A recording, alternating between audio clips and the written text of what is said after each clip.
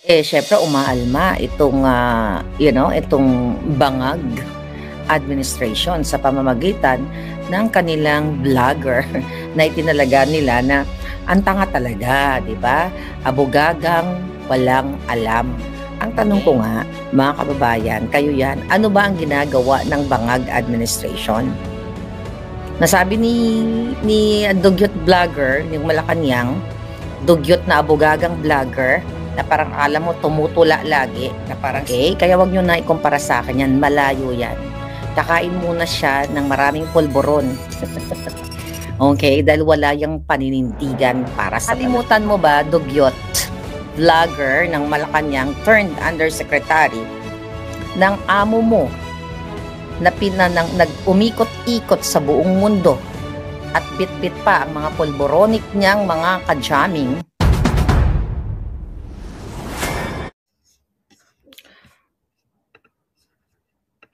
Hi, good morning. Good morning, my darling.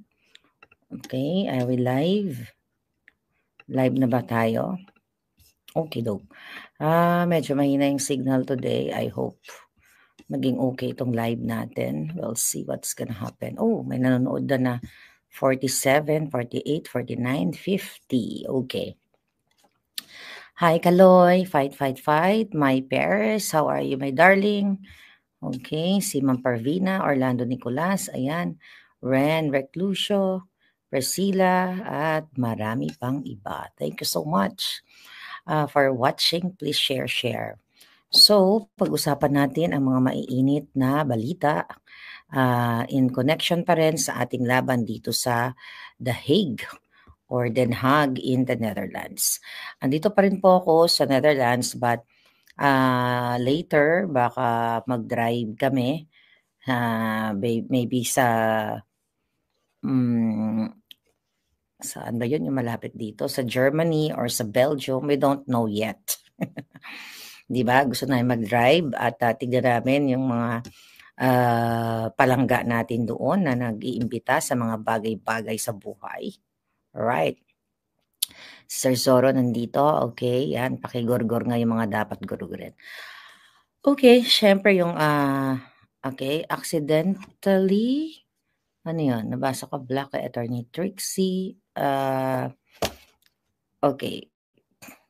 Bayan. So yung rally, yung peaceful gathering natin sa birthday ni Pangulong Duterte ay tuloy-tuloy pa rin. Dito kasi sa The Hague. Okay. So marami talagang pumupunta like yung kaibigan ko from Los Angeles, Palangga. So hahabol siya dito mamaya yung kanyang flight. So nag-message siya sa akin, sabi nga nun niya sa akin, Palangga, hanggang kailan ka ba dyan? Pero siya yung unang-unang nagyaya sa akin talaga nung dito. Kaya lang during the time na nasa LA pa ako, medyo busy-busyhan ako. Sabi ko, I'm not sure yet. Tapos hindi ko na siya na-message, nagulat na lang siya. Nandito na ako. Even yung ibang friends ko, bruha ka, nandyan ka na pala, hindi ka man lang nagpaalam. But anyway, so yun, susunod siya. At yung flight niya nga mamaya. Ang sabi niya sa akin, kailan ka ba uuwi? Seko, dito na ako titira sa Netherlands. Kung pwede nga lang, magpa-aresto na rin ako sa ICC katapat ng kwarto ni PRRD. Pero seryoso ako dyan, Diba? At least hindi ko na kailangan mag-apply ng kanyang visit. Diba? Kung magkapit-bahay na kami ni PRRD doon. So, parami yung mga kaibigan na pupunta dito na talagang to show support. Pero gusto ko lang pong sabihin sa inyo na wala siyang big event. Wala siyang organized event na katulad nung 23 na libo-libong pinakita natin yung mga tao. But still, you can come to show support, dito sa labas o loob ng, not loob pala, hindi pala pwede pumasok sa loob, sa labas ng ICC at doon sa may detention area. Yun yung mga pinupuntahan ng mga kababayan natin. Welcome naman doon. Anytime, just to show support. Maganda nga mapuno natin yung kalsada nila. Baka sagaling sabihin nila, ano ba itong mga Pilipinong ito? Diba? Pinuno na yung kalsada dito sa Netherlands. O sige, i-release na nga namin yung former president ninyo at mukhang mahal na mahal nga ka ng Pilipino. O sige na, i-release na natin.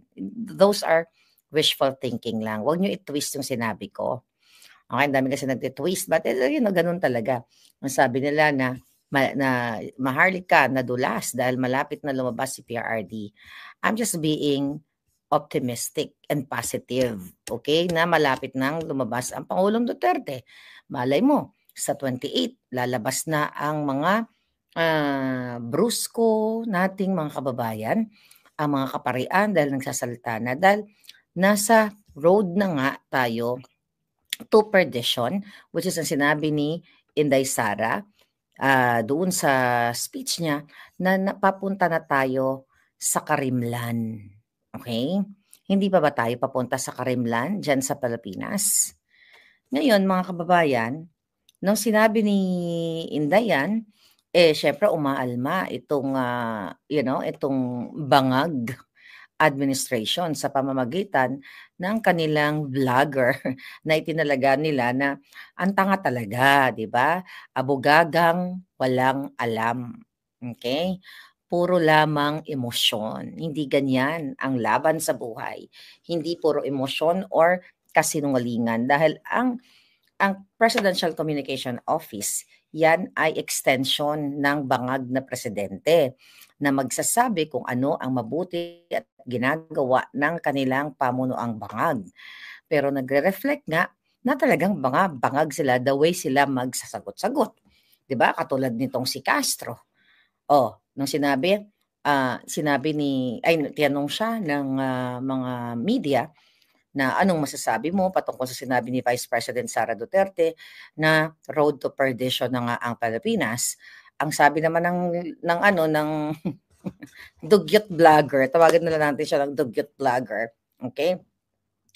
Sabi niya, baka hindi siya nanonood. Hindi daw nanonood si Vice President Sara ng press briefing nila, kaya daw hindi alam ni Inday Sara yung kanilang ginagawa na magaganda sa Pilipinas.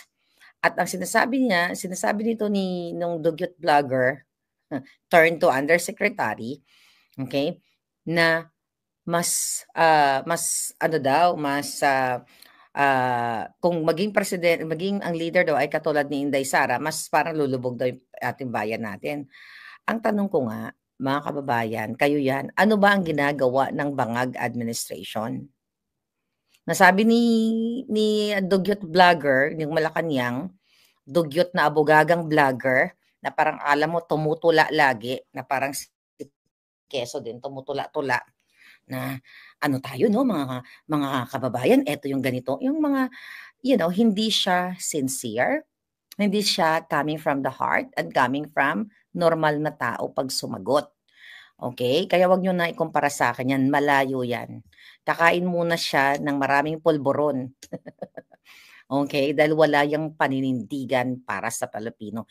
Ini-echo niya lang yung kabangagan ng kanyang amo. Now, here we go. Ano ang nakikita ninyo na mga proyekto ng bangag para masabi na tayo ay hindi papunta sa kadiliman, sa kahirapan, or sa karimlan? Kasi yun ang ibig sabihin. Imagine nyo, for the last, ito na lang taon na ito, from January, February, March na tayo ngayon. Ang laman ng kanilang press briefing ay Pangulong Duterte, Inday Sara, and vloggers. Yan ang kanilang achievements ng gobyernong ito. Ang gipitin tayong lahat.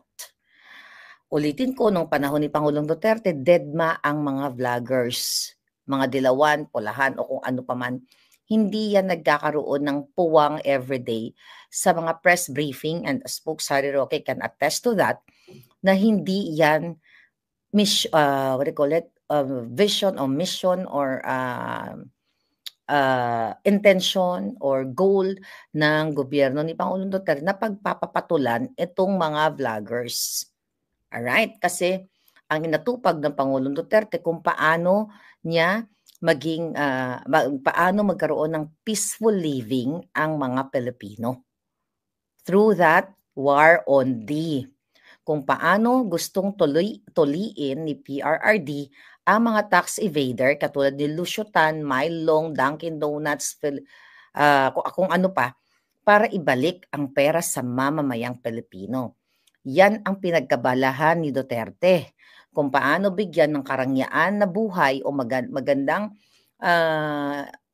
kalinga ang ating mga men and women in uniform na yung karamihan ay ayaw pa mag-speak up para marinig ang kanilang boses. Ngayon, mga kababayan, okay? Ano ang gagawin? Ano ang mga ginagawa nitong ano na 'to, itong Malacanang? Apektado sila. Apektadong-apektado dahil ang sinasabi ng bangag na administrasyon na, inuuna daw ni Inday ang mag-travel-travel dito sa Netherlands. Ang tanong ko sa mga bangag na ito, pumunta ba si Inday dito, si VP Sara, para mag-travel siya like, business trip or luxury trip?